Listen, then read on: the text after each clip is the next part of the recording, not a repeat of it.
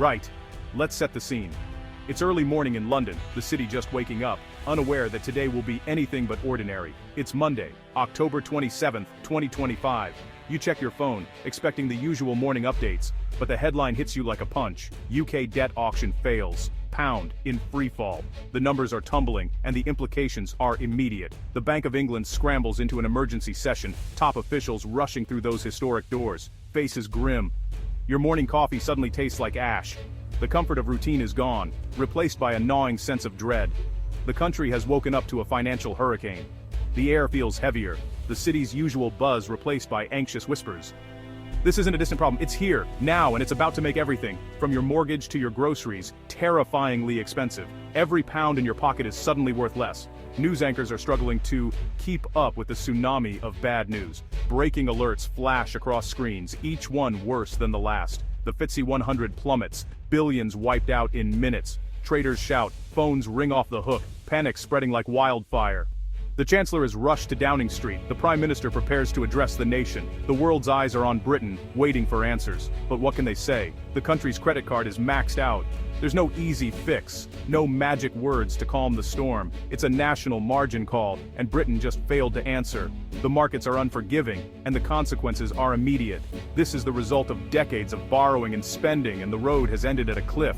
Years of warnings, ignored, now coming home to roost. The government tried to borrow as usual, but the markets said, only at punishing rates. The cost of debt has exploded overnight.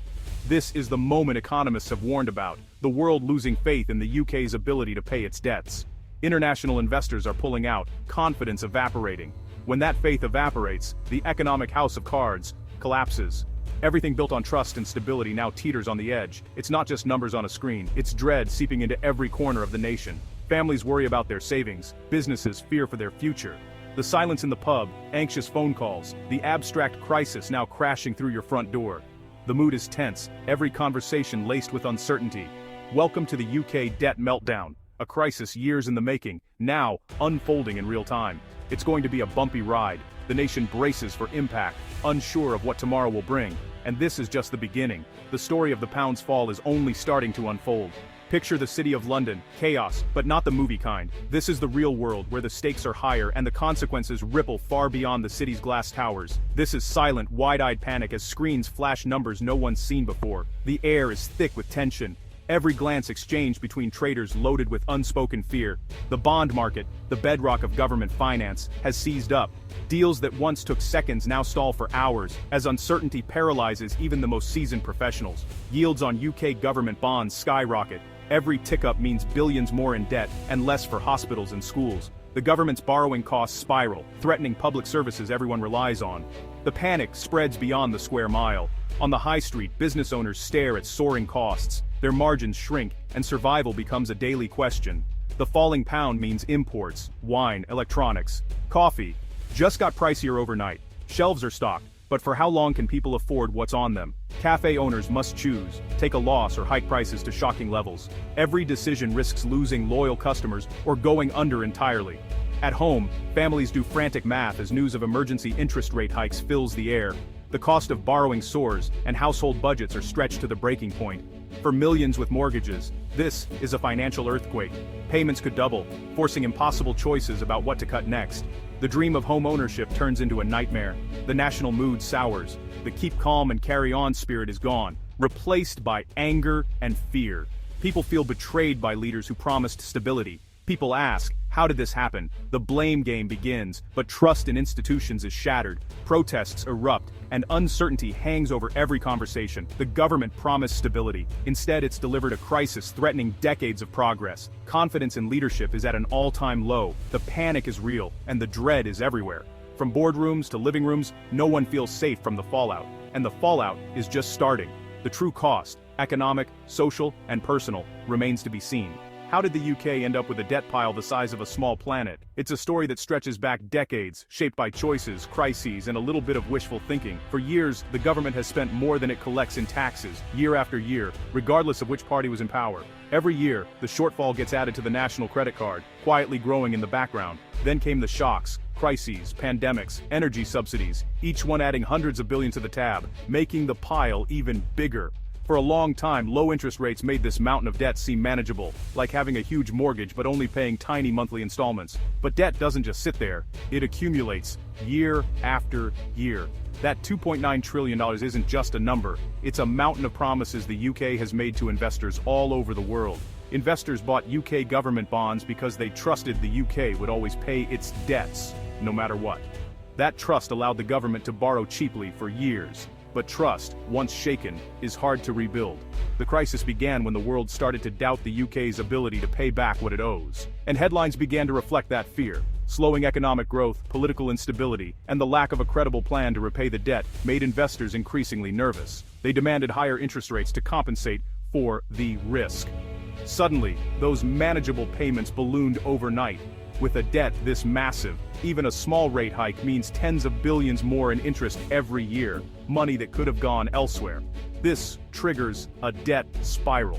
Borrowing more just to pay the interest, making the debt grow even faster and spooking investors further. The UK's national credit card has effectively been declined. The world is watching and confidence is shaken. The minimum payment is now impossibly high and the bills keep piling up. The bank is on the phone, demanding answers, and the pressure is mounting by the day. And right now, there's no easy way out of this mess. The choices ahead are tough, and the world is waiting to see what the UK will do next. Think this is unprecedented? It's not. Britain's been here before. In 1976, the UK had to beg the IMF for a bailout. The pound collapsed, inflation soared, and the world lost faith in Britain's economy. The IMF loan came with strict conditions, deep, painful spending cuts. It was a national humiliation.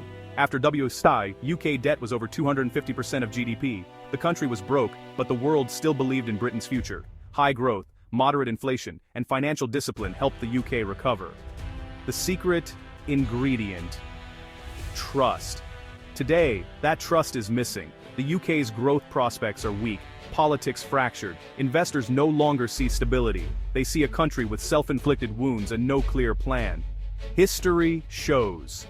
When trust goes, the fall is swift and brutal. The ghost of 1976 is back, rattling its chains outside the Treasury. The difference now? The world's patience is running out. The UK can't rely on old reputations. The stakes are higher than ever and the margin for error is gone. Government debt crisis sounds abstract until it hits your living room. When the government pays more to borrow, so does everyone else. Mortgage rates surge. The Bank of England hikes rates to stabilize the pound. For millions on tracker or expiring fixed-rate mortgages, payments could double overnight. The housing market freezes, then crashes. The falling pound makes imports, food, fuel, electronics, much more expensive. About half our food is imported. Nearly all fuel is priced in dollars. Prices at the pump and grocery store soar. Imported inflation acts like a tax, hitting the poorest hardest. Businesses face higher borrowing costs and pricier raw materials, while customers have less to spend. When costs rise and revenues fall, businesses stop hiring, then start firing. A debt crisis leads to deep recession and widespread unemployment. The crisis born in international finance ends right at your front door. No one is insulated. The pain is personal, and it's everywhere.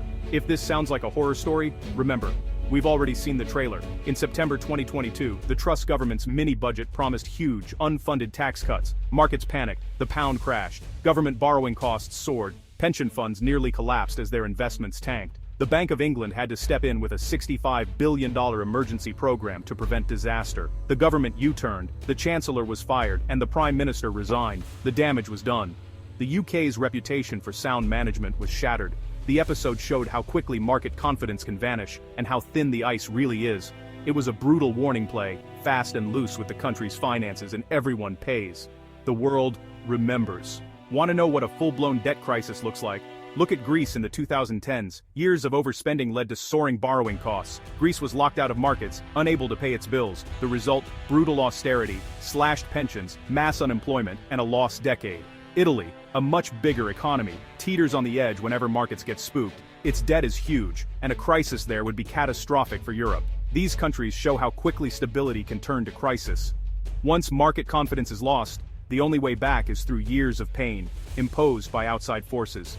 For the UK, with its own currency, the responsibility is even greater. These aren't distant stories, they're warnings. The journey from stability to crisis is short. the UK must pay attention. The party's over. The national credit card is cut up. How does the UK fix this? There are no easy options, just three painful paths. First, austerity. Deep cuts to public spending. Libraries, hospitals, police, schools. The social cost would be immense. Second, massive tax rises. Not just for the rich, everyone pays more. Higher income tax, national insurance, VAT, maybe even new wealth taxes. Both options risk crushing the economy, deepening recession, and worsening the debt problem. The government must balance satisfying creditors with not killing the patient. The third option, get the Bank of England to print money, monetizing the debt. Sounds easy, but it's a path to disaster, hyperinflation, worthless currency, total collapse. There are no magic wands, only hard choices that will affect everyone for a generation. The UK faces a moment of reckoning. The path ahead will be painful and test the nation's resilience. The only way out is to restore trust, with a credible, fair, and effective plan. Without it, the crisis will never end. The world is watching.